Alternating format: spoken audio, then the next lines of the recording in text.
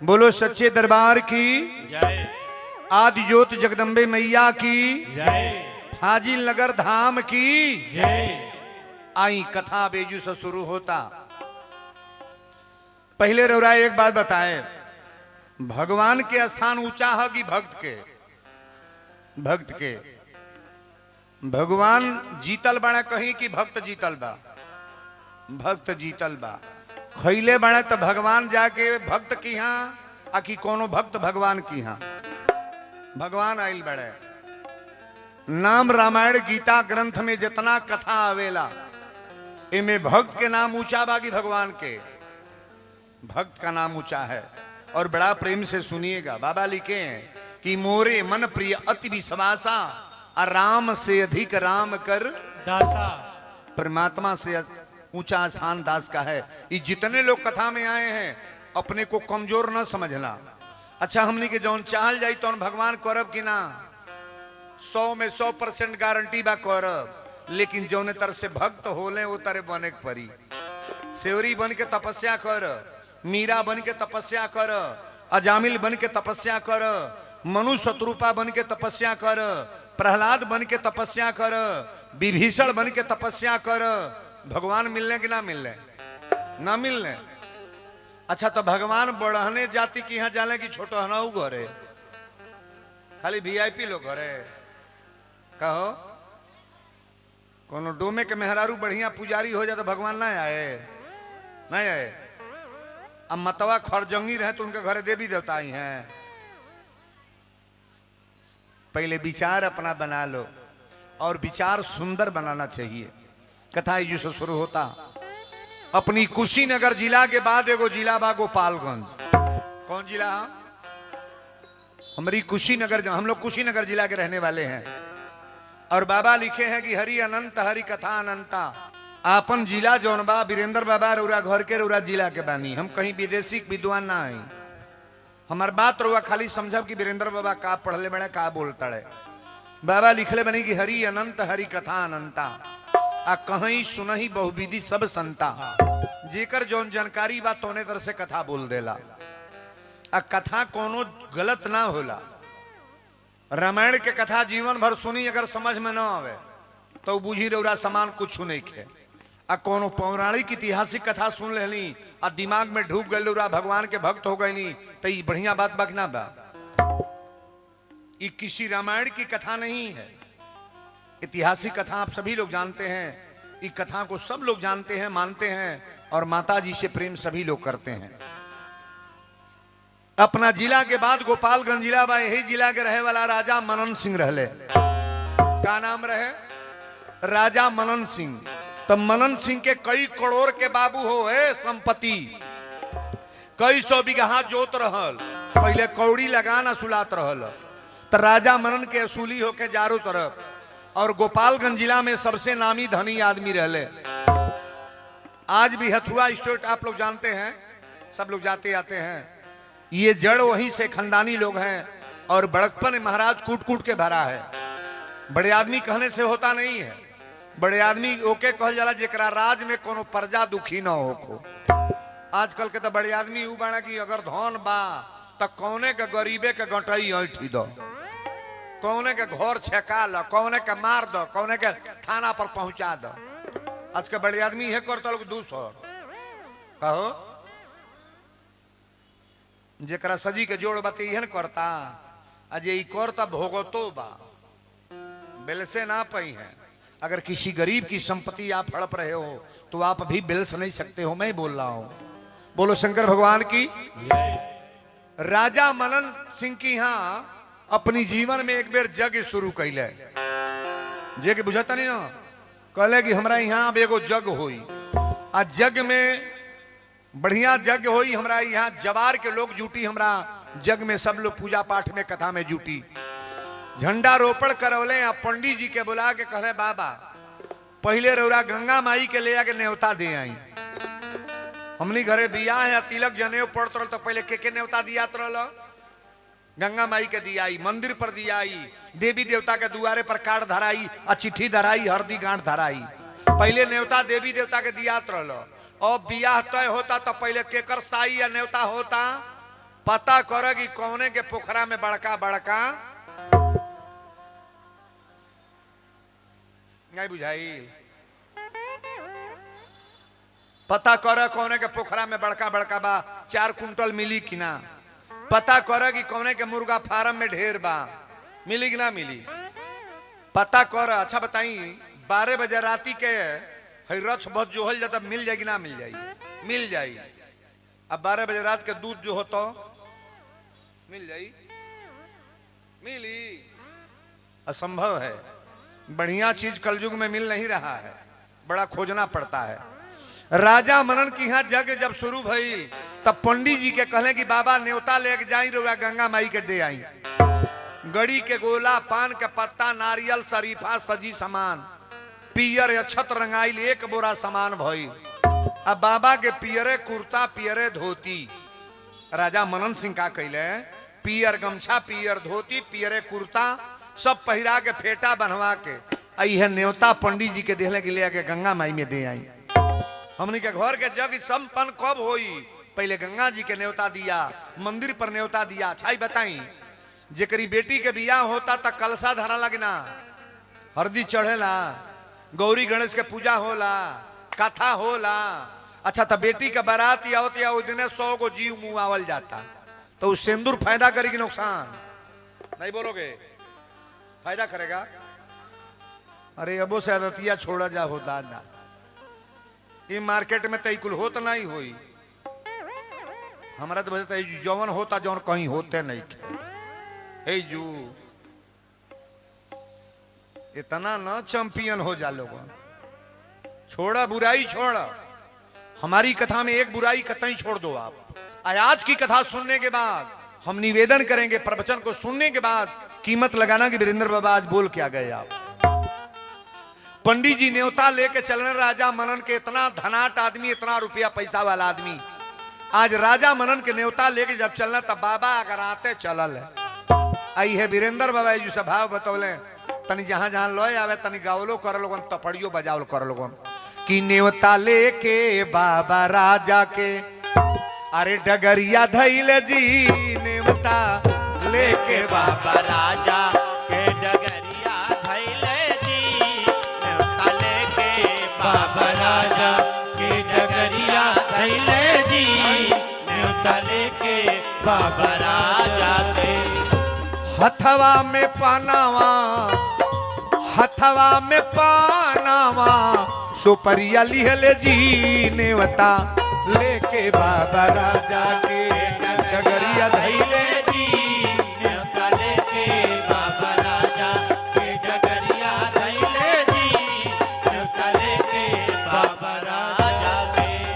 पंडित जी न्योता लेके चलल बड़े। जब गांव के बहरा गईला थावे के जब बहरा गईला तो रोडे पर रहसू चमार, जौने रहसू के नाम आवेला, जूता चप्पल के दुकान कैले रहले। रहसू के जहिया जन्म भइल तहिया उनका पैर में तिल रहल। अब माई के कृपा से बहुत दिन के बाद इनका माई बाप तपस्या कैले तो रहसू के जन्म भइल। रहसू अपने गुरु के यहाँ जाके माई के मंत्र लेके, अब माई के बड़ा पुराना भक्त रहले। रहसू जब देखले तो कहले ए बाबा गोड़ लागतानी, फिर कहले बाबा गोड़ लागतानी, 3 बेर कहले बाबा गोड़ लागतानी, बाबा गोड़ लागतानी। पंडित जी जब राजा के न्योता लेना तकाल ताके ने,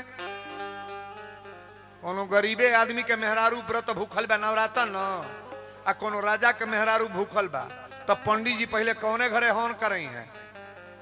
गरीबे घरे। मोबाइल पर मोबाइल लगाती है, बाबा कब आइब, कबले बैठल नहीं, पियास लागल बा, हमरो भूख लागल बा, कब आइब, कब हवनिया होई, अते आवत तनी, आवत आवत मुनहार क दी है। बुझत ना 50 रुपया दे, कहो 500 रुपया मिलेगा रही तो जइहें ना धाए दे।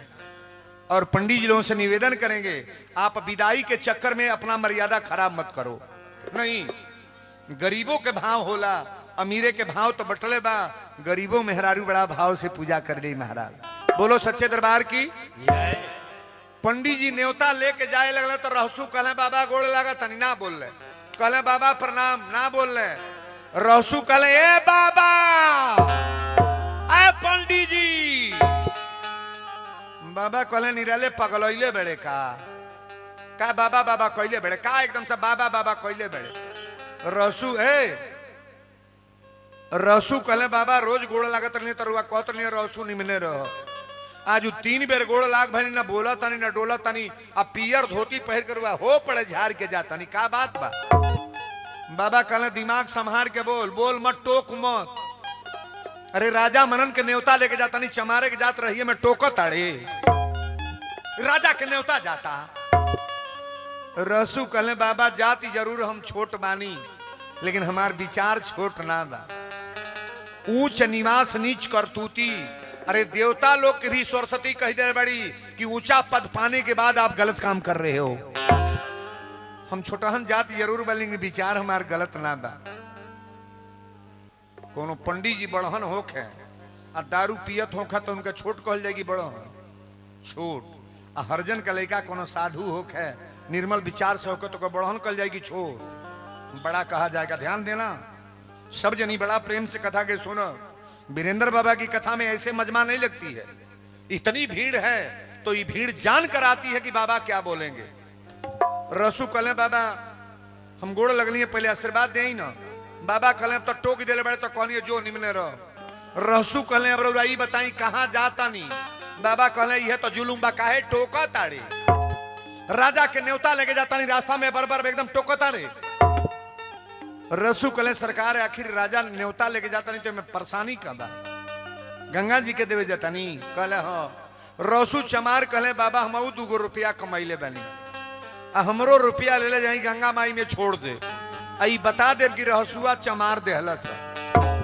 हमार नाम जरूर बता दे पंडित जी कहले रे राजा के न्योता के साथे चमारे के पैसा जाई राजा की न्योता के साथ चमार के पैसा रसू भर भर रोवे लगल अच्छा रुआई बताई मंदिर में आके कोनो डोमिन 100 रुपया चढ़ावे तक के मना करी हेजू बोलो अता तू अलगे छोड़ दो हे वीरेंद्र बाबा के लग कोनो बकरी काट के ले आके पैसा दे तो लेब कि ना नहीं ले नहीं ले नहीं ले भो नहीं ले हे तरना जग जोर ले रुपया में छूट है ताका हमरा और कोनो मुर्गा बेच के ले आके पैसा दे तो लेब कि ना ले ले अंडा बेच के दे तो लेब कि ना ना ले मर्डर कह के ले आके दे तो लेब कि ना चोरी कह के केहू को लूट के ले आके धरे तो लेब कि ना पैसा में कोई छूट है और शरीर में छूट है ना छूत मनाने वाले लोगों से मैं निवेदन करूंगा यहाँ हर बिरादरी के लोग हैं आप उसके विचार से आप गलत रहो अगर गंदा विचार है तो दूरी बना करके रहो अगर विचार सुंदर है तो कोई जात बिरादरी से कोई मतलब ताली बजाओ ना बढ़िया रे बोलो शंकर भगवान की जय रहसू कहले बाबा हमारा रुपया ले जाए कि ना पंडित जी कहले राजा के न्योता के साथे चमारे के पैसा जाई चमार की पैसा जाई तोर पैसा हम ले जाए रसू कहले बाबा रउरा के कई बेर रुपया देले बानी रुआ थैली में धो ले बानी रसू देले लगना कई बेर अब बाबा धो ले आज राजा के न्योता के साथे ना ली है बाबा कहले ना ले रसू जब रोए लगले तो बाबा के दया आगे कहले दे ले मन पड़ जाई ना तो तोर पैसा गंगा जी में डार दे आ नहीं मन पड़ी तो तोर पैसा ले आके तोके दे दे पंडित जी लेके चलना रहसू का पैसा 2 रुपया पूरा कथा चलावे जाता कि नेवता लेके बाबा राजा के अरे डगरिया धैल जी नेवता लेके बाबा राजा के डगरिया धैले जी न्योता लेके बाबा राजा के डगरिया धैले जी न्योता लेके बाबा राजा हथवा में पानावा सुपरिया लिहले जी नेवता लेके बाबा राजा के डगरिया धैले जी न्योता लेके बाबा राजा के डगरिया धैले जी न्योता लेके बाबा राजा के बोल दी गंगा महारानी की जय ए बाबू गंगा मैया के घाट पर गई ले आ राजा के न्योता उतरले बोरा के कसैली पान के पत्ता नारियल शरीफा पियरी धोती आ 501 रुपया यही तरह हड़ाक दे पानी में फेंकते तबाड़े। आ जब पानी में न्योता राजा के गई तो पानी में दही गई, पानी में न्योता जाए तो दही ना दही गई। और रहसुआ चमार के पैसा राजा के साथे जो लेके गईले पंडित जी पैसा भुला गईले। ई नहीं मन पड़ता कि रहसुओ देले भाई हो पैसा इधर फेंक दी। अब होतना दूर गईले न्योता डाल के जाता है।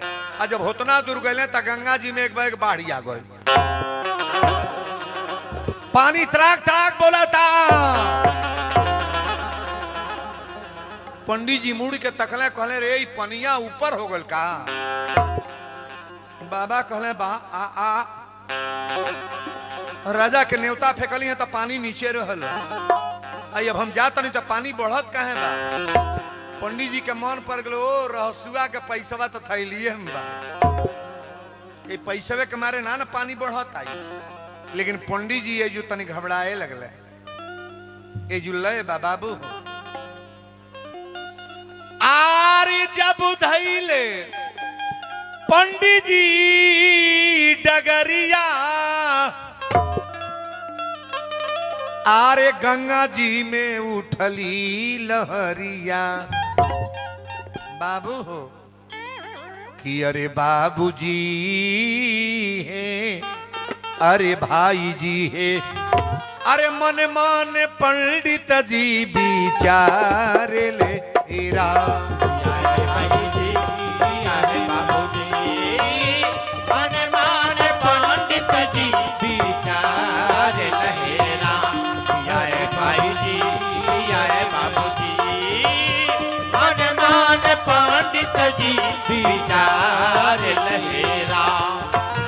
जब धैले पंडित डगरिया आरे गंगा जी में उठली लहरिया। अरे बाबूजी है अरे भाई जी है मन मन पंडित जी विचार लेरा। भाई जी किया है बाबूजी मन मन पंडित जी विचार लेरा। किया है भाई जी किया है बाबूजी मन मन पंडित जी विचार लेरा। बोल दी गंगा महारानी की। गंगा जी में जब पानी बढ़ल तब बाबा फिर लौट के गईले। लौट के गईले तो कहले दादा ई पानी में बाढ़े आ गई। पानी रहल नीचे ही पनिया 2 मिनट में ऊपर। थैली में हाथ डरले कहले बुझाता रहसुआ के पैसवे खाती ई पनिया बढ़ल। पाकिट में हाथ डाल के यही तरह गंगा जी में फेंकल है। कहले ए गंगा मैया हो जो पहला न्योता रहल उ राजा मनन सिंह के न्योता रहल स्टेट आदमी के। हई रहसुआ चमार के पैसा ह ई 2 रुपया देले बा गंगा जी में छोड़ दी ह। हई पैसा ले ल हमरा और से दोष ना लगे ई रहसुआ चमार के पैसा ह। आ जब पानी में फेंकले त गंगा जी में 2 हाथ ऊपर आई आ टप दे हाथे पर पैसा रोका गल। ताली बराबर करे।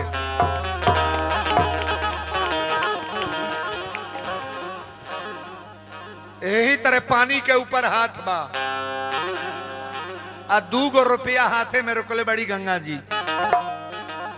रही बताई पंडित जी के जौन ले के गईले हैं राजा मनन के न्योता के कीमत बा कि चमारे के का जी रहसु के पैसा के कीमत बा। कपूर तो सभे जरावेला केहू 1 कुंटल बार दी आ कोनो 2 रुपया डालत या जलावत या तो प्रेम से जलावत या। कोई जरूरी नहीं कि बहुत ज्यादा देने से आपका बरकत होगा, नहीं 1 रुपया दो लेकिन विचार अपना साफ कर लो। हम कथा में आज यही डालेंगे निर्मल मन जन सो मोहि पावा आ मोहि कपट छल छिद्र न भावा। दिखावा के लिए 10,000 रुपया दान मत करो, हकीकत दान करो कि मैं जग में भाग ले रहा हूं, मेरा अपना पर्सनली कार्य है। बोलो सच्चे दरबार की जय। रहसुआ चमार के पैसा जब हाथे पर रोकाई तब पंडित जी पहले तो 5 मिनट तकल है ही तरह। एक बाद अब इनका चौकर आवे लागो आ चौकर आवत और धाए दे गिर गई। जैसने अगरात गईला वैसने बुता गईला। राजा राजा रटत रटत, अरे बाप रे, हथवा देखले जब पंडित जी तक घबरा गईले, कहले बाप रे बाप, राजा के पैसा पानी में दोह गई, आई चमारे के पैसा हाथे पर के रुकले बा। पंडित जी 5 मिनट के बाद होश में अइले, तो होश में अइला के बाद देखले कि देखी हथवा फेर बा। अच्छा ये दृश्य रहुआ देख ली तो रहुआ पगला जाए कि ना, केहू जने पागल हो जाए महाराज, आखिर कारण का है। लेकिन पंडित जी घटवा पर बैठ के गिर के रोवे लगले। अरे बेहोश भइले बाबा जी, अरे बेहोश भइले बाबा हो, बेहोश भइले आ नाही रहल देहिया में जोश हो, ई होश में बेहोश भइले बाबा जी। नाही रहल देहिया में जोश, ई होश में बेहोश भइले बाबा जी। नाही रहल देहिया में जोश, ई होश में बेहोश भइले बाबा जी।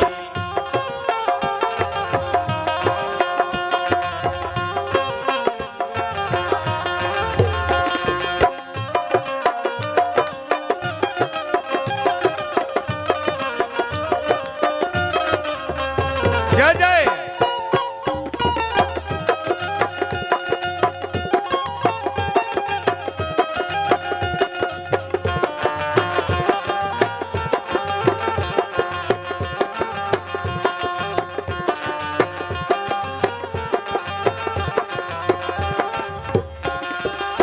चारू ओर ताकतन के बोलाई, चारूर ताकतन के बोलाई। मनवा के बात अब कैसे बतलाई, मनवा के बात अब कैसे बतलाई। अरे कहले वीरेंद्र बाबा लागी गईल चोट हो, ई होश में बेहोश भइले, नाही रहल देहिया में जोश, होश में बेहोश भइले बाबा जी। नाही रहल देहिया में जोश, होश में बेहोश भइले बाबा। बेहोश भइले बाबा जी, बेहोश भइले बाबा हे। बेहोश भइले बाबा जी।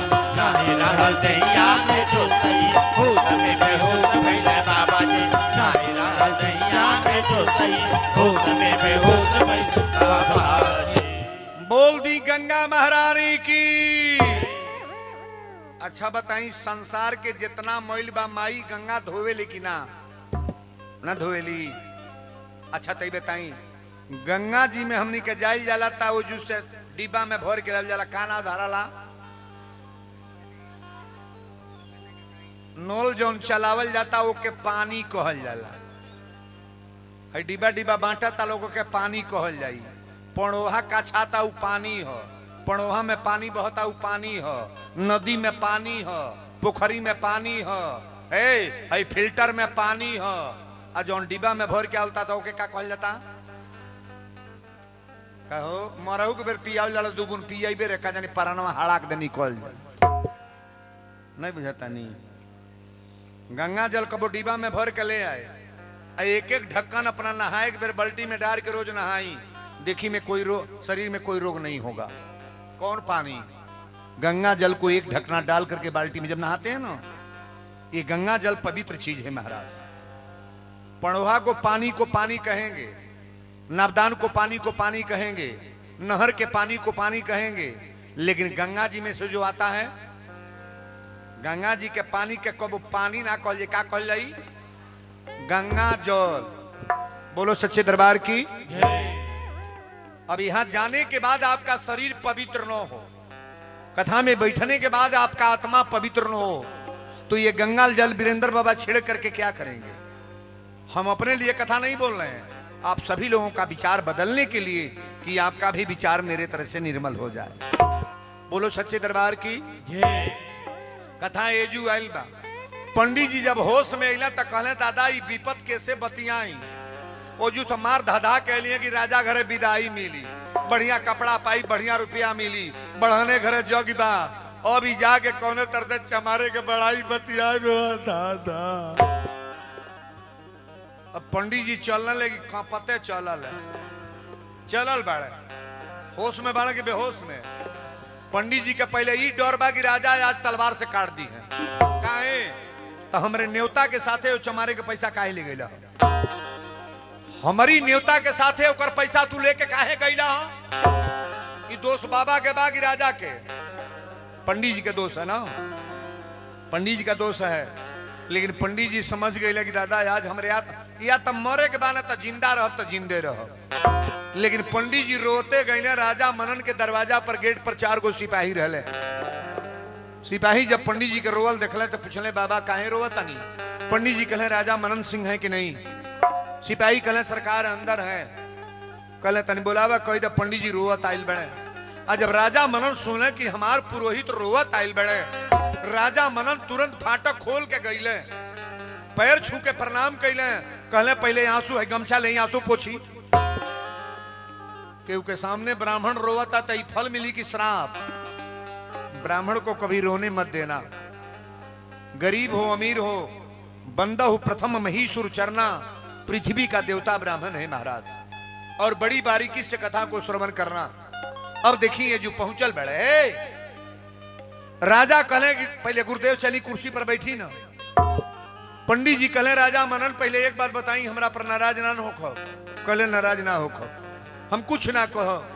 कहले पहले ये बताई कि रउरा के डांटल के हम मारल के रोवतनी ओकर गर्दन आजे कटवा दे। पंडित जी आसन लेके बैठल है। कहले राजा साहब ये कमी बा, और न्योता लेके चलनी है तो रुआ जमीन में रहसू दुकान कैले बड़े, जूता चप्पल के दुकान बा। जाए लगली है तो 2 बेर प्रणाम कैले हैं। हे बाबा प्रणाम, हे बाबा गोड़ लगत नहीं। आ ना बोलनी तो हमरे लगे चल गइल।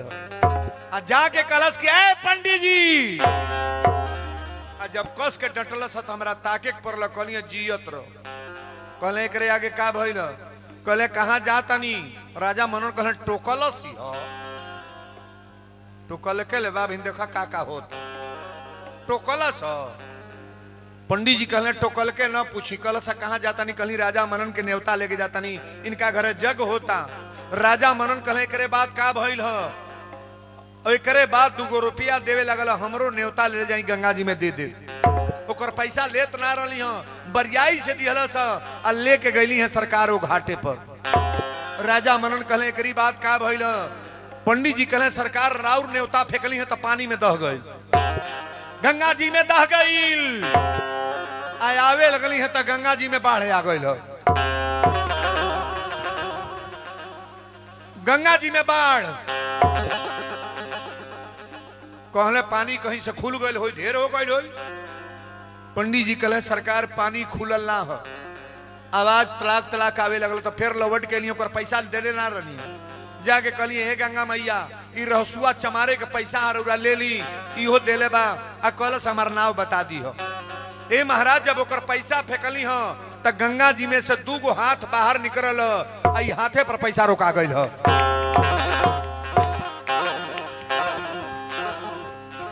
राजा मनन कहले सिपाही। 4 गो सिपाही दौड़ल बड़े। कहले सरकार बोली। राजा मनन कहले पहले रहसुआ के हथकड़ी लगा के ले आवल जा। हमरा दरबार में रहसू के हथकड़ी लगा के ले आवल जा। हम स्टेट आदमी हो के हमार न्योता पानी में दह गई। आई चमारे के पैसा हाथ पर रुक गई। विनाश काले विपरीत बुद्धि। देवी देवता के साथ कभी खिलवाड़ मत करो। यहाँ जो भी बेटियां बहन बैठी हैं बाबू गौर से सुनना।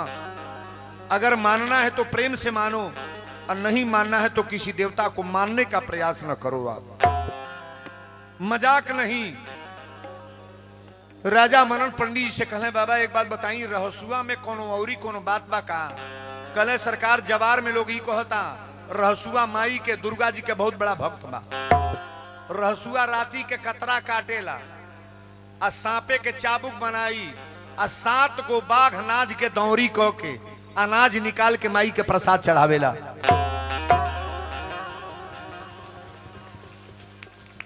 बाघ सवारी के कर ह? बाघ सवारी दुर्गा जी के सवारी है। और रहसू बाघे के दौरी नाधा तड़े जो उन्हें रहसू के दरबार में रजाई ले। हिलाने वाला कथा है, आप बड़ा गौर से सुनिएगा। पंडित जी कहले सरकार रहसू सांपे के चाबुक बना के आ बाघे के दौरी नाद के महाराज अनाज निकाल के आ देवी दुर्गा के चढ़ावेला प्रसाद माई के परमो भक्त हरसुआ। राजा मनन कल सिपाही तलवार उठा ले, पहले कहले कि जा जौने हालत में रहसुआ होके बंदी बना के दरबार में ले अब। 4 गो सिपाही गईले, रहसु माई के अगरबत्ती कपूर अंदर देखावत रहले। भोजन करे जातड़े तवले सिपाही गईले, कहले रहसु बहु से तोर मर्द कहाँ बा? कहली महाराज रउरा पास का करे? अगली अरे सनेसा दे रहती हम भेज देती कि राजा के सिपाही हमारा दरवाजा पर काहे खातिर? कोनो गरीबे आदमी के दरवाजा पर कोनो राजा आके टाइट हो जा तो गरीब कांपी कि ना कांपी? सरकार आखिर हमरा में कौन गलती बा, काहे खातिर? राजा मनन कहले रहे कि हथकड़ी लगा के ले अब। रहसु बाहर निकलने कहले सरकार आप लोग काहे लिए? हम सनेसा देले रहती हम आगे लेती। ई राजा के सिपाही हमरा ऐसा गरीब के दरवाजा पर हथकड़ी लगा के रहसु के ले गए लोग। आ जब लेके चलल लोग तो रहसु कांपे लगले। आरी गईले डेराई रहसु, आरे गईले हो डेराई, आ काहे खाती राजा जी बोलौले बानी? काहे खातिर राजा जी बोलौले बानी? काहे खातिर राजा जी बोलौले बानी? गईले डेराई रहसु, गईले हो डेराई, काहे खाती राजा जी बोलौले बानी? काहे खातिर राजा जी बोलौले बानी? काहे खातिर राजा जी बोलौले बानी? कोनो कैली नाही गलती, कहोनो कैली नाही गलती, आ काहे खाती राजा जी बोलौले? काहे खातिर राजा जी बोलौले बानी? काहे खातिर राजा जी बोलौले बानी? आरे गईले डेराई रहसु, गईले हो डेराई, काहे खाती राजा जी बोलौले बानी? काहे खातिर राजा जी बोलौले बानी? बोल दी सच्चे दरबार की। ये लाइट जला लो बाबू, लाइट कमरे में काला आ रहा है, बत्ती को जला लो। बोलो सच्चे दरबार की। कथा तैयार बाल बतनी गौर से सुनो। रहसु के हथकड़ी लगा के सिपाही लोग ले गए, अलिया के राजा के दरबार में तलाक दे पटक देले। राजा मनन कहले कि पहले एक हथकड़ी खोल दे जा। रहसु के हथकड़ी खोला गई। अच्छा बताइए माता जी में दम है कि आदमी में? नहीं बोलोगे? माता जी में दम है, लेकिन वो दम में अगर आदमी चाहे कि मैया हमको मिल जाए, ये प्राप्त हो सकता है कब? जब विचार बदलोगे तब। राजा मनन कहले हथकड़ी खोल दिया जाए। हथकड़ी खुल गया। बड़ा बारीकी से कथा को श्रवण करना। ए बाबू हथकड़ी खुल गई। आज जब हथकड़ी खुलल तो राजा मनन कहले कि रहसुआ पहले जो जमीन पर बैठ, जमीन पर बैठ जाओ। रहसु कहले सरकार हमरा ऐसा गरीब आदमी के दरवाजा पर काहे बुलौली है? आखिर कौन गलती कैले बनी? रउरा सनेसा दे देती तब हम कांपत चले थी, और वो सिपाही जाके हथकड़ी लगा के ला रहे हैं। कारण क्या है महाराज? राजा मनन कहले रहसुआ ईमानदारी से मेरे प्रश्न का उत्तर देना। रहसु कहले सरकार बोली। राजा कहले ये बताऊ हमरा जमीनी में दुकान कैले बड़ेगी ना? कहले सरकार कैले बनी। राजा मनन कहले अब एक बात बताओ, पंडित जी हमारे न्योता लेके जो गईले हैं तो रास्ता में पंडित जी के टुकले हैं। रहसु कहले सरकार हम प्रणाम कैली हैं, हम प्रणाम कैली हैं। राजा मनन कहले जब जनले है कि पियर धोती कुर्ता पहन के जा तड़े तो रास्ता में काहे टुकले हैं? रहसु कहले राजा साहब एक प्रश्न के उत्तर आप दें। पंडित जी रौरे भर हमें कि हमरो हम? आप ईमानदारी से बोलिएगा। वीरेंद्र बाबा एक जनी का रामायण के हम कि सबके हम? कहो ये बोलो लो खाली उन्हें कहीं हई लोगवा न चाहे तो हमके रामायण बोलाई हैं। ये लोग के चले पर न बोलोल बड़े कि लोगों का मांग है वीरेंद्र बाबा आए।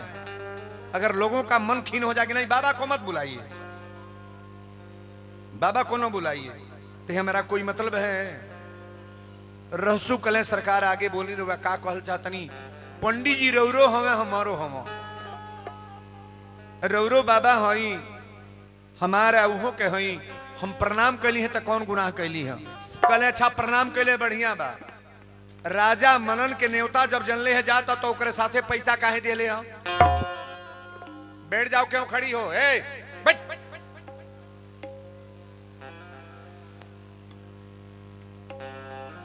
राजा मनन के न्योता जब जनले है तो पैसा काहे देले है। रसू चमार कहे सरकार दान का कभी जोड़ा नहीं जाता है कि चमारे का पैसा है कि यादव का पैसा है कि जायसवाल बरनवाल अब पंडित जी का पैसा है, ऐसा कभी कहा जाता है। गंगा जी में गरीब भी नहा रहा है, अमीर भी नहा रहा है, राजा नहा रहे हैं और कोई भिखारी जा रहा है वो भी नहा रहा है। सरकार पैसा में क्या छूट है। राजा कल ठीक बा पैसा दे ले, अभी बताऊ हमार न्योता पानी में दह गई है, मेरा न्योता पानी में दह गया और तुम्हारा न्योता हाथ पर किसने रोका है। रसू कले माई दुर्गा ई तू कौन तमाशा शुरू कर दे, ई पैसा काहे के रोकलू है। रसू जान के लगी माई के कृपा हो गई। रसू कले सरकार हो तो हम ना रही के पैसा रोकल है। राजा मनन कहे तुमको बताना पड़ेगा कि हमारा पैसा पानी में दह गया और तुम्हारे पैसा को रोकने वाला है कौन। एक राजा का पैसा न्योता पानी में दह गया और तुम्हारे जैसे दुर्भिक्ष गरीब आदमी का पैसा हाथ पर। रहसू आंख में आंसू लेके कहे राजा गलती हम पैसा दिहल हमार ना बा, ई माई के कृपा बागी हमरे ऊपर ही माई आवेली। राजा मनन कले पहले ही बता राती के कतरा काटे ले। रसू कले हाँ सरकार काटी ले। कले सांपे के चाबुक बनावे ले, कले बनाई ले। कले 7 गो बाघनाथ के दौरी करे ले, कले सरकार करी ले। कले अनाज निकाल के चढ़ावे ले प्रसाद, कले हम दुर्गा जी के प्रसाद चढ़ाई ले। सरकार माई के प्रसाद चढ़ाई ले। राजा मनन कहले रासू जौने दुर्गा के बल प्रति आज तपल बड़े ही बात बोलल बड़े, आज वो दुर्गा के हमरा सामने बुलाओ, हमरी सामने भगवती के बुलाओ। आज देखी तोर बात सत्य बागी गलत बा। रसू राजा के दोनों गुड़वा पकड़ के बड़ा तेज रोले कले राजा ऐसा कबो मत कहब कि माई दुर्गा के बुलावा। माई दुर्गा के जे बुलावे ना महाराज वो पहले मरेला। दुर्गा के मत बुलाई, माई जहां बाड़ी तहां रहे दी। सरकार हमार राउर संबंध बा जैसे चलता चले दी। गरीब आदमी बानी आई रोरा कौन अजमावल शुरू कर दे का करे जाता नहीं। राजा मनन कले चुप, एक बार हमारी बात के कटिए मत। अपने भगवती जगदम्बा के दुर्गा के बुलाओ, तोरी माई के देख तोरी में कितना शक्ति बा। हमार पैसा पानी में दह गई, तोर पैसा हाथ पर रुकाई है। अब बाघ राती के नाच के ते बाघे के दौरी कर तड़े, सारा संसार बैल के दौरी करते बाघ के दौरी। रहसू कले राजा साहब रउरा से एक निवेदन और करब, जवन रउरा कहीं हम तैयार बनी, लेकिन माई दुर्गा के मत बुलाई। अगर माई दुर्गा आ जाई है तो हो सकेला रउरा राजा है। सुंदर बात सोचे चाहिए, बढ़िया विचार बनाई। एक गरीब आदमी के वो भी हरजन एगो छोटहन बिरादरी के जात के रउरा सामने हम नौकर चाकर हैं। सरकार माई दुर्गा के मत बुलाई। राजा मनन करे चुप, बुलाओ अपनी दुर्गा के। रहसू कले ना मानो, राजा कले मानो नहीं तोर गर्दन अबे काटो। तलवार निकाल ले आई है गर्दन पर तलवार धो के कहले या तो माई के बुलाओ आना तो के आज हुए तुरंत गर्दन काट दे, 2 टुकड़ा कर दे। रहसू कले माई आखिर तो हमरा ओहू तरह मरेग बा, अबू तबो मरेग बा आ ना अबू तबो मरेग बा। लेकिन माई दुर्गा अब तू आव। रहसू 9 गो खप्पर जरवले, माई के खप्पर 9 गो जरवले। प्रेम यही के कहल जाला। और 9 गो खप्पर जरा के पियर धोती पहिरले। राजा मनन कहले कि हमरा सामने दुर्गा के बुलावते। पीली धोती पहिर के राजा मनन के सामने जब रहसू बैठले खप्पर जला के तब पहला पचरा माई दुर्गा के बुलावे खातिर कौन गीत गवाला? पचरा। बहुत लोगों में तो नवरात्र में खेलत होई भगवती के, लेकिन जो खेलने वाली बहनें हैं पंडाल में कोई नहीं खेलेगा, क्योंकि कथा दूसरे हिसाब का है। हर जगह कथा में 10 लोग खेलना शुरू कर देते हैं। अभी खाली पचरे वाली बात है। दुर्गा जी आ रही हैं। पहले माई का स्थान कहां बा? कमरू कमेछा। दुर्गा जी कहां पहले रहती हैं? कमरू कमेछा। माता जी वहीं से आ रही हैं। लेकिन रहसू जब आसन लगा के माई दुर्गा के स्तुति कैले, पचरा बड़ी सुंदर भाव है कि रहसू बैठले अरे आसन मारी, रहसू बैठले आसन मार किया हो मैया। हाथ किसी का नीचे नहीं रहना चाहिए, ऊपर। ताली बजेगा ऊपर। किया हो मैया, किया रे दुर्गा, किया हो देवी आई के बचावाला हमारा लिए राम। किया है माई आई के बचावाला हमारा नैरा।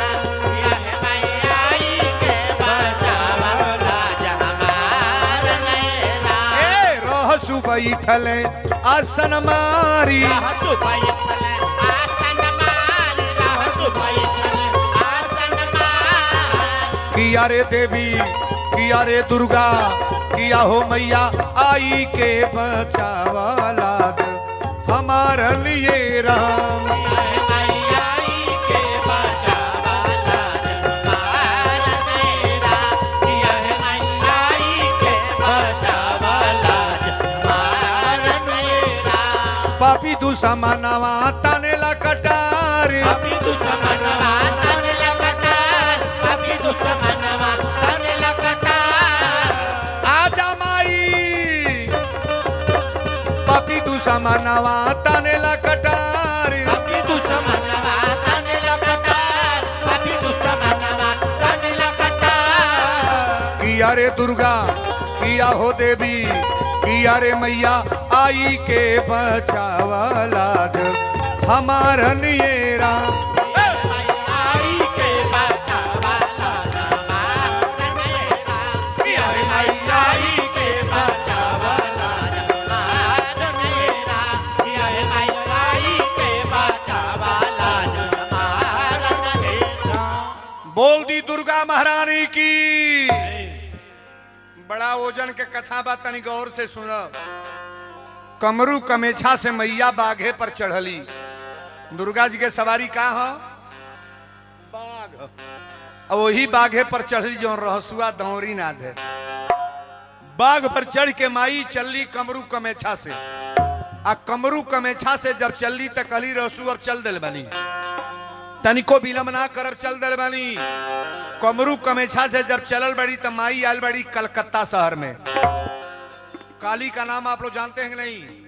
कलकत्ता शहर में जो लोग गए हैं आप पता करिएगा। काली के नाम से माता जी को माना गया है। सीरियल मैं बता रहा हूं, कथा को बड़ा ध्यान से सुनना। कमरू कमेछा से कलकत्ता शहर में आयल बड़ी, लेकिन कमरू जैसे चलली तो रहसू राजा के कहले राजा अबो से मान जाई। मई चल दल बड़ी, मना कर दी, लेकिन चलल बड़ी। अरे कमरू से चलली भगवती कलकत्ता सहरिया में। अरे कलकत्ता सहरिया में सुन ले ई मैया के बखान लिए राम हो सुनिले मैया के बखान नैरा। राम हो सुनिले माई के बखान नैरा। पापी दुश्मनवा राजा माने ना कहा नवाया रे। ना कहाना वायर माने, ना कहाना वाला हो। ए पापी दुश्मनवा राजा माने ना कहा नवाया रे माने। ना कहाना वायर माने, ना कहाना वाला हो।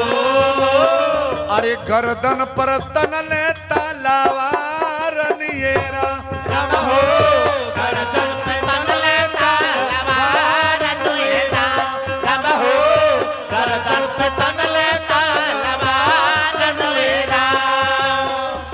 अरे गावेले वीरेंद्र बाबा दुर्गा के कथानिया अरे देवी कथानिया रे दुर्गा के कथानिया ना हो। अरे सुनी ले ध्यानवा लगाई नेरा राम हो। सुनिले ध्यानवा लगाई नेरा राम हो। सुनिले ध्यानवा लगाई नेरा। बोल दी दुर्गा महारानी की। कमरू कमेछा से माई जब कलकत्ता में आयल बड़ी काली के नाम से। माई के का नाम रखल गल बा? कलकत्ता में कौन देवी पूजाली? काली माई के नाम का पूजा। अरे महाराज इतनी पर नवरात्र में आप जाएंगे तो 2 दिन का टाइम लगेगा कपूर जलाने में, उतनी भीड़ होती है। कई कई कुंटल कपूर वहां माता जी के दरबार में जलता है। काली के नाम से जानल गईली। आज जब कलकत्ता में अली तो कहली रहसू अब मना कर दे आए बिना, हम मना कर दे आ जाए तब बर्बाद है। राजा मनन के समझा दे। रहसू गोड़वा पकड़ के कहे राजा मनन अब से बात मान ली, मई दुर्गा के बोलवला के प्रयास न करी। अगर माई आ जाए तो हमली के दोनों जनी के बर्बादी बा। राजा मनन कहे चुप, बुलाओ अपनी माई के तोरी दुर्गा के देखे। रहसू कहे माई दुर्गा तनिको लेट न कर। आज माई कलकत्ता से चलल बड़ी। बिहार की राजधानी कहाँ है? बिहार की राजधानी अरे पटना बोलो ना, कहाँ है? पटना। पटना में आयल बड़ी तक का नाम धराइल बा? पट्टन वाली देवी। सभी लोग जान रहे हैं, गौर से सुनना, ये कोई खेल खिलौना नहीं है। कलकत्ता शहर जब कलकत्ता में गली तो काली के नाम से, और पटना में जब आ रही तो क्या नाम? पट्टन वाली देवी। लेकिन रहसू राजा के गोड़वा पकड़ी के कहले राजा अबो से बात मान ली, माई दुर्गा के मत बुलाई सरकार। अरे हमार तो पतन होइबे कड़ी रौरो नाती बेटा। अरे बाप हो बाप कई लाख लोग रौरा अंडर में जिएला। शरीर से ही धन है। वीरेंद्र बाबा है तब तक सब है, और न रहे तो सेवा समाप्त। शरीर से ही संपत्ति है राजा, अभी से बात मान जाए आप। लेकिन राजा मनन कहे चुप, बुलाओ दुर्गा के। रहसू कले माई दुष्ट राजा मानी न रो रहे आइए जाई। लेकिन माई चलत अड़ी फेरे जुसे बाबू आरी किया हो रोमो। अरे कलकत्ता से चलली भगवती, अरे पटना सहरिया हो।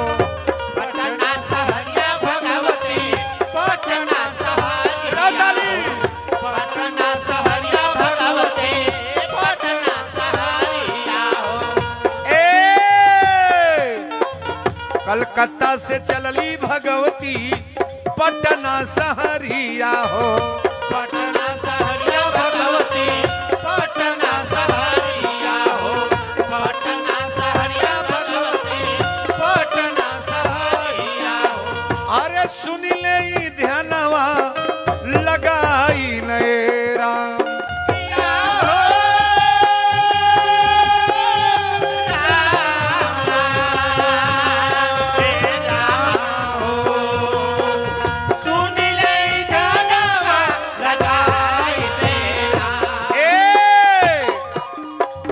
पापी दुश्मनवा राजा ताने तलवरिया हो।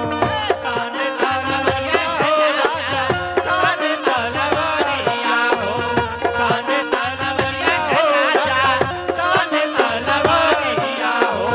पापी दुश्मनवा राजा ताने तलवरिया हो। ताने तलवरिया हो राजा, ताने तलवरिया हो। ताने तलवरिया हो राजा, ताने तलवरिया हो। आरे गर्दन पर धैले बा कटार नैरा।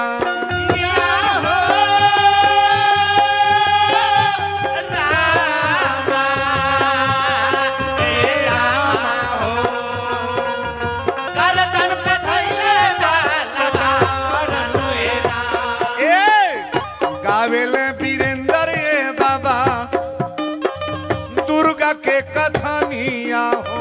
दुर्गा के कथनिया है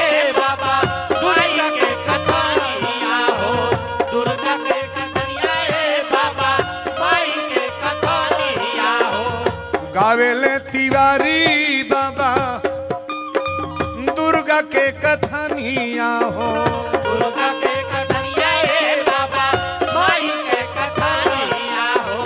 दुर्गा के कथनिया हे बाबा माई के कथनिया हो। अरे सुनी ले ई ध्यानवा लगाई नए राम।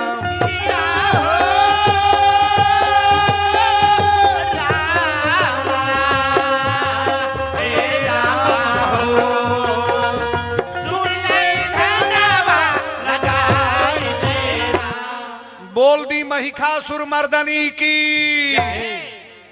माई के कृपा जेकरा ऊपर हो गल माई बना दिली है बाबू। पट्टन देवी के नाम से माता दुर्गा को माना गया और जो से चलली तो कहली रसू अब एको मिनट बेलम ना करो, डायरेक्ट हम आवतानी घोड़ा घाट। घोड़ा घाट आप लोग देख रहे हैं गोपालगंज जिला में जगह है, यहाँ भी दिव्य स्थान माई का है। घोड़ा घाट में माई अली तो कहली अब एक बेर चेता दे और हम डायरेक्ट थावे में आवे जाता नहीं। राजा मनन के बड़ी बड़ी हवेली रहल, आज भी वो मकान गिरल वही तरह देवाल पड़ल बा बाबू। माई जब घोड़ा घाट में अली कहली चेता दे आ रहल बानी। रसू कहले कि राजा मनन आखिरी आवाज हमार बार और एक बेर बात मान ली। माई दुर्गा के बोलवला के प्रयास मत करी राजा। अरे माई आ जाई है तो सबसे पहले तो हमरा बात बा, हम ना बचब सरकार। अच्छा भक्त मर जाई तो घमंडी जी की मरी नहीं बोलोगे? भक्त मरेगा तो नाम अमर होगा और घमंडी का नाम मिट जाता है महाराज।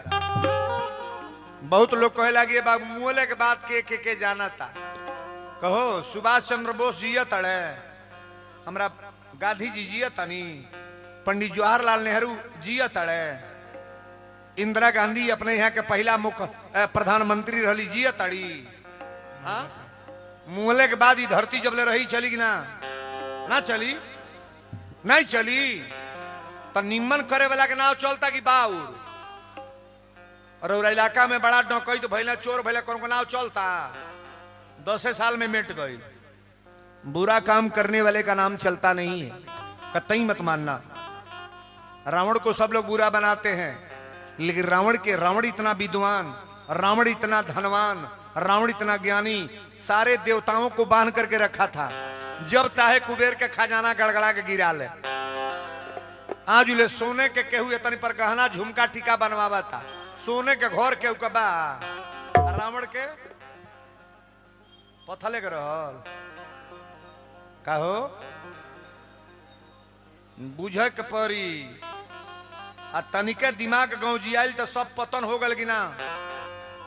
मंदोदरी कहलस, ध्यान से सुनिएगा, मंदोदरी कहला कि स्वामी ये ब्रह्म है, भगवान है, माता जानकी को ले आकर के भगवान को समर्पित कर दो, आपका कल्याण है।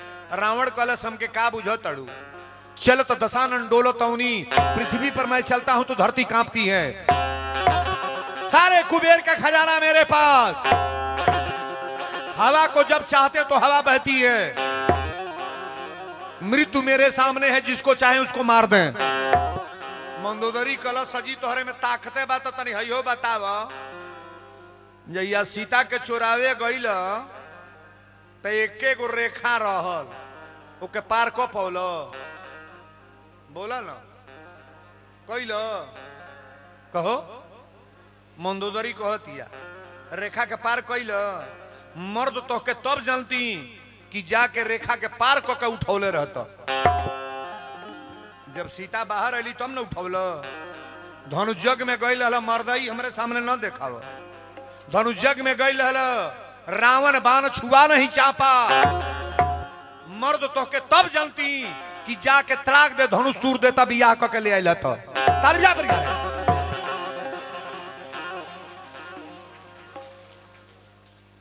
ये सब मर्दे बा। कहो मंदोदरी कहले तक मर्द तब जानती कि धनुष तूर दे रहता, सीता के माला गटई में पहिर के आ बियाह क के आइल रहता। एक मर्दई कहल जाला।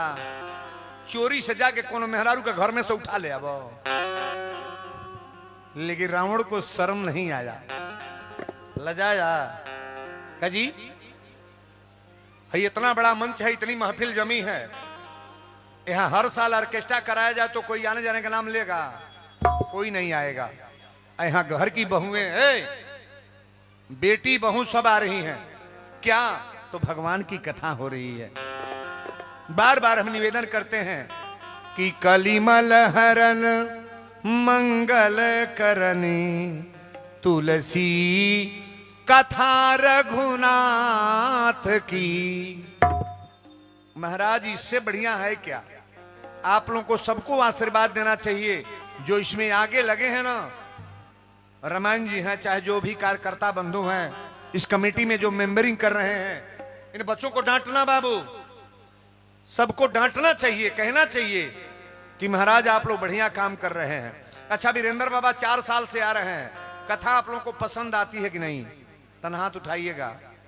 देखिए हमारे दुश्मन को गोल बड़ा उठा ला हथवा, काहे बाबा हमसे लाठी चलल बा, हमारो दुश्मन बाड़े एक आध दूगो। अच्छा में के चाहे लगे वीरेंद्र बाबा हर साल में ताली बजाओ पर यार गड़गड़ा।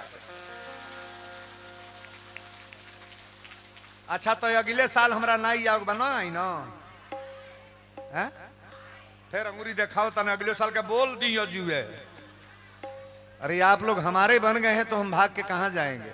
हम तो एक एक मंच पर 20-20 साल से कथा कह रहे हैं और बहनों बेटियों से निवेदन करेंगे बाबू लोगों से, ये कथा कोई हमारी नहीं है। मैं माता जी को बुलाने जा रहा हूं और बड़ा भाग्य से, बड़ा भाव से, आज मौसम गड़बड़ हुआ लेकिन इतना बढ़िया मौसम है, आज उन्होंने बेना हो के पड़ता हो 500 बेना है मैं डोलो तो रोज चलो तबा दुके डोलावा था है, बूढ़ा के और गर्मी लागत था। हौकल करो, बोलो सच्चे दरबार की जय। दुर्गा जी को बुलाने चल रहे हैं, देखिए गौर से सुनिएगा। घोड़ा घाट में जब माई अली तक कली रहसू, एक बेर मना कर दे बार हलवानी। रसू राजा मनन के गोड़ पकड़ के कहे राजा अरे तुहार तो कुल नासे होई लेकिन हमहू शरीर से मर जाए, माई दुर्गा के बुलावो मत लौटा दी। राजा मनन कहे चुप, बुलाओ अपनी भगवती के, तोरी भगवती के देखे। हाँ तो ये बाबू माई आ गई थावे में, और जब थावे में ली तो पहले राजा के घोड़सार गिरे लगल, सारा घोड़ा मरे लगले। राजा मनन के हथिसार गिर गई, सारा हाथी मर गई, राजा मनन के बेटा नाती सब मरे लगले। 10 गो नौकर दौड़ल बड़े, कहे राजा मनन अबोर से रहसू से निवेदन करी सरकार, अरे सिफारिश करी सरकार। राजा मनन कहे चुप, बुलाओ अपनी दुर्गा के, थोड़ी दुर्गा के देखे। रहसू कहे बिलम नहीं बमाई पोखरा पर घूमत तड़ी। मंदिर के बगल में पोखरा है कि नहीं है? नहीं है। पहले बड़ा मोटा मोटा पेड़ है, तो लिप्टस लग गया है, बहुत विशाल पोखरा था। माई जब बाघ लेके घूमे लगली तो एक बैग रहसू के कहले, रहसू कहले माई देखा घूमत अड़ी है राजा। रहसू माई घूमत अड़ी, रहसू कहले राजा मनन कहले तोरा लौका तो हमारा लौकते नहीं खे। घमंडी आदमी को कभी देवी दिखाई देंगी, अभिमानी को दिखाई देंगी, गलत काम करने वाले को माँ जी दिखाई देंगी नहीं। रहसू कहले कि राजा बाघ पर सवारी होके मैया घूम रही बड़ी। दुर्गा जी कहली ये तरह राजा मानी नहीं, एक सामने आ जाए दे। टप दे माई अली, रहसू के कपार फाड़ के कंगल निकल गल बाहर। ताल जाके बजा रहे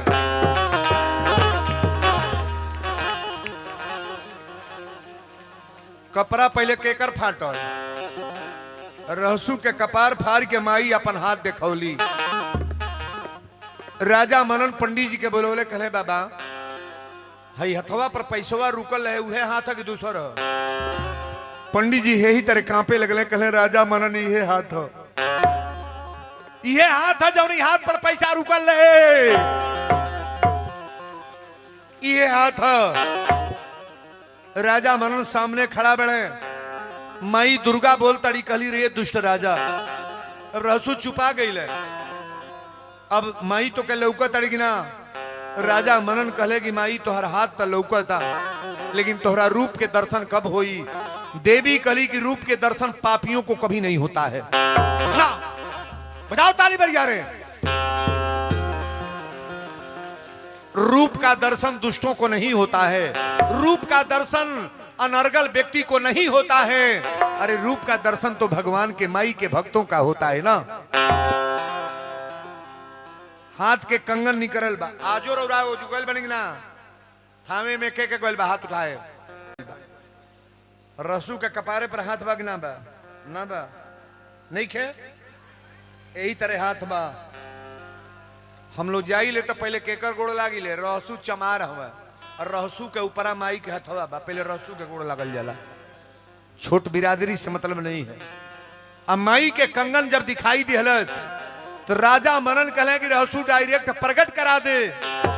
दुर्गा कली प्रकट भइले के पहले तोर प्राण पहले ले,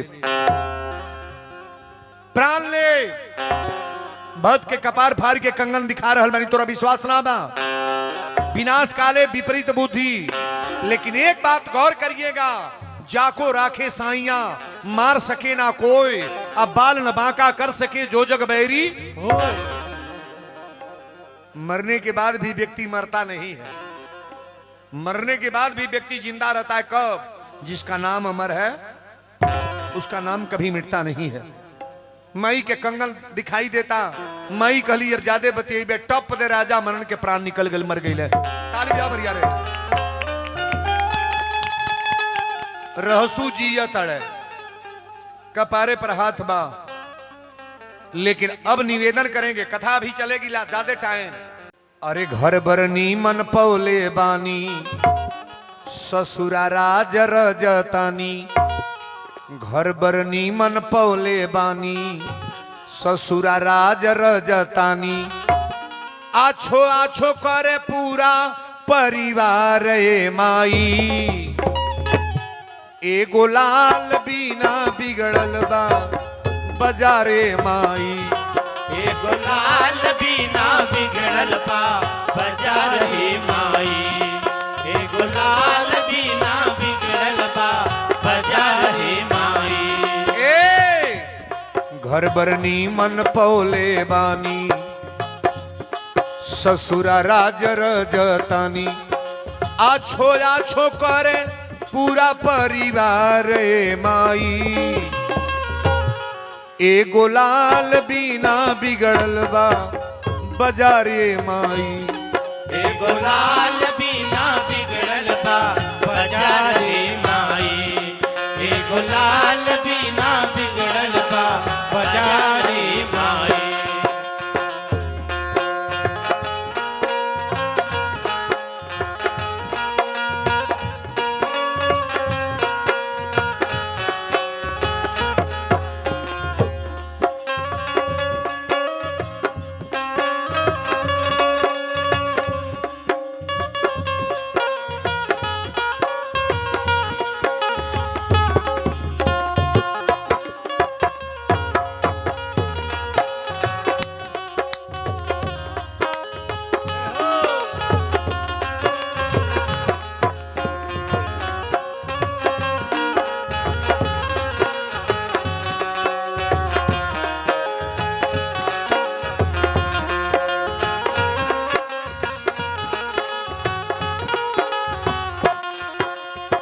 तुहरे दीहल धन दौलत सब कोठा महल अटरिया हो।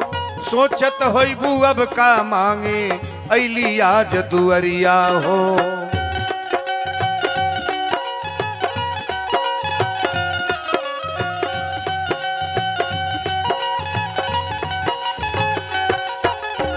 तुहरे दीहल धन दौलत सब कोठा महल अटरिया हो।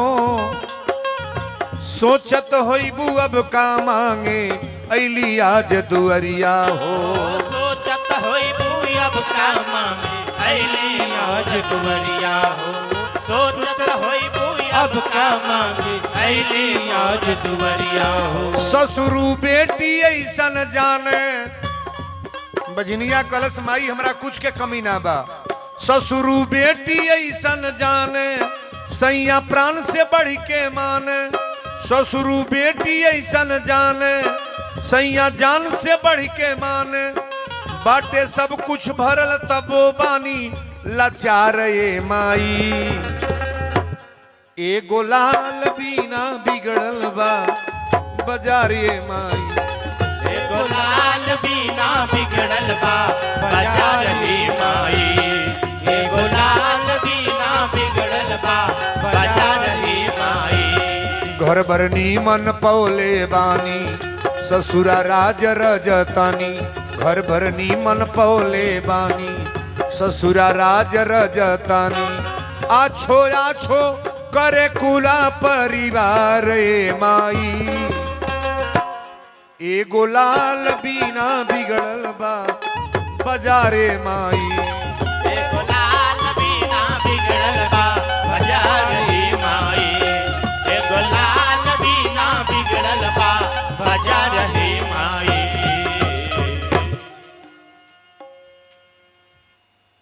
सगरी भरल पूरल पूरा परिवार ए माई। एगो लाल बीना बिगड़ल बा बाजार ही। सगरी धन होखे एगो बेटा ना होखे तो धन कौना काम के बा। राजा मनन के पूरा पतन। सारा लोग कोई दीपक जलाने वाला नहीं बचा महाराज। अच्छा बताई गांव में केहू से द्रोह करल जाऊ खेपा जाई। कोनो आदमी से मुकदमा कल जा खेपा जाई। केहू से झगड़ा कल जा खेपा जाई। केहू से बवाल कल जा खेपा जाई। लेकिन परमात्मा से देवी देवता से द्रोह करेंगे तो बर्बाद होना है कि आबाद? तुरंत बिगड़ जाओगे। बहुत लोग ऐसा बा एगो मेहरारू कल से बा पहले दुर्गा जी का मंत्र लिए सुख भूखत रही। हमारे जब से नाती मुगल तब से देवी देवता का कुछ ना बुझिले। हम तहके देवी देवता का बुझल है तहके जे कुछ नहीं बुझल है वह कुल कोरी। सुन लिया घर में केहू मर जा तो कबो देवी देवता के खिलाफ मत होना। अच्छा यहाँ जो लोग आए हैं मरेंगे कि नहीं? नहीं मरना है। संसार है, दुनिया है। केहू का बेटा मरता, केहू का भाई मरता, केहू का माई मरतिया, केहू का मेहरारू जवान मरतिया, केहू का मर्द मरता जवान। दुनिया में लोग दुखी नहीं है। और आप कह दें कि भगवान को हम नहीं मानते हैं। हमारा बेटा मर गल। बेटा तोहार हो जी आई लो जिसे लेके आयल बा। भगवान देले बड़ा बेटा, नाती, घर दुआर, खेत बाड़ी, रुपया पैसा ये सब परमात्मा दिए हैं। कभी ना कहना कि मेरा बेटा मर गया। आपका बेटा कैसा है? ताली बजाओ बढ़िया रे। ये परमात्मा की संपत्ति है। इस पर अपना दबाव मत करो। आप बाबा लिखले बनी कि जिनकी रही भावना जैसी प्रभु मूरत देखें तीन। अगर भगवान को देवी देवता को बढ़िया मान रहे हो तो तुम्हारे घर में बढ़िया होगा। और जब देवी देवता के खिलाफ काम करोगे तो तुम्हारे घर का बर्बादी हुई हो जाएगा। महाराज बोलो सच्चे दरबार की। राजा मनन के मृत्यु हो गई। पूरा खानदान स्वाहा। रहसू के कपार फाटल बा, हाथ के कंगन दिखाई देता। पूरा उत्तर प्रदेश बिहार के लोग कई हजार कितने करोड़ लोग जुटल है।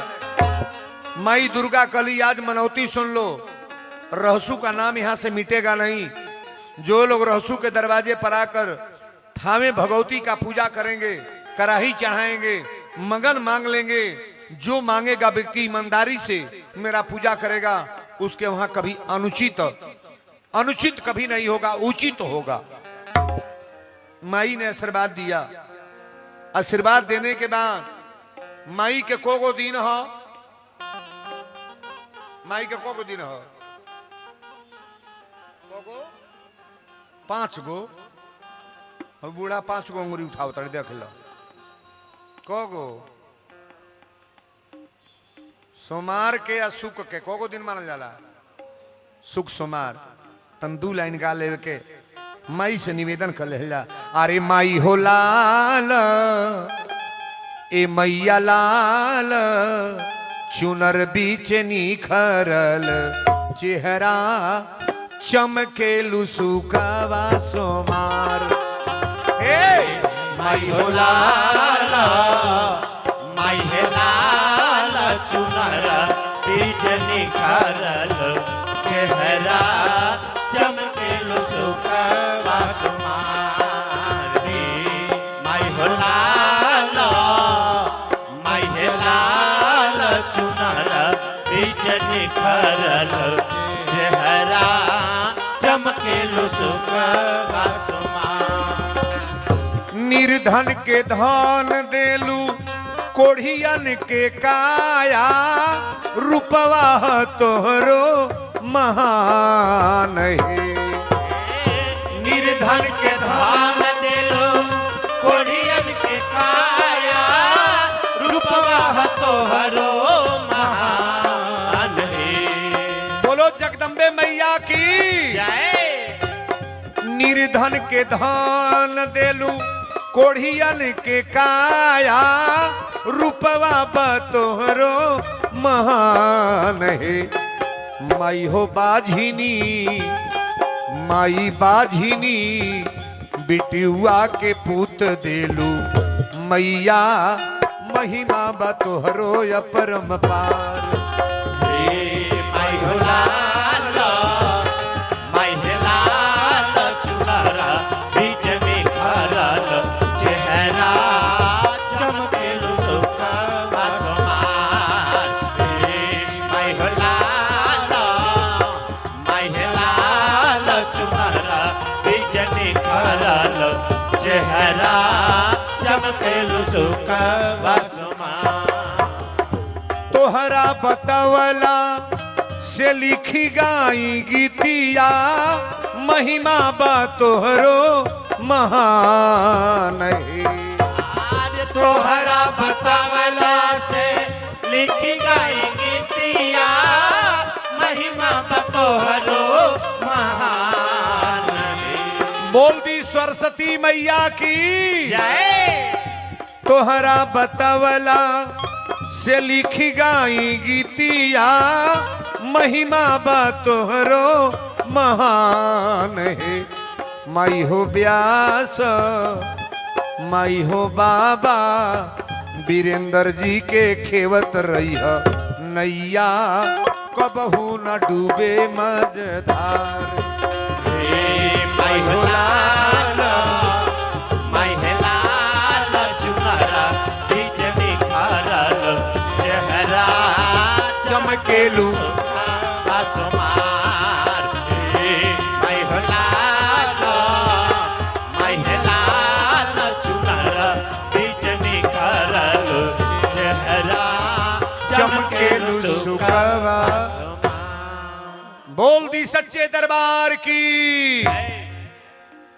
अब रउरा पाँच के टाइम भगवान की आरती के लिए सभी लोग प्रेम से खड़े हो जाएं।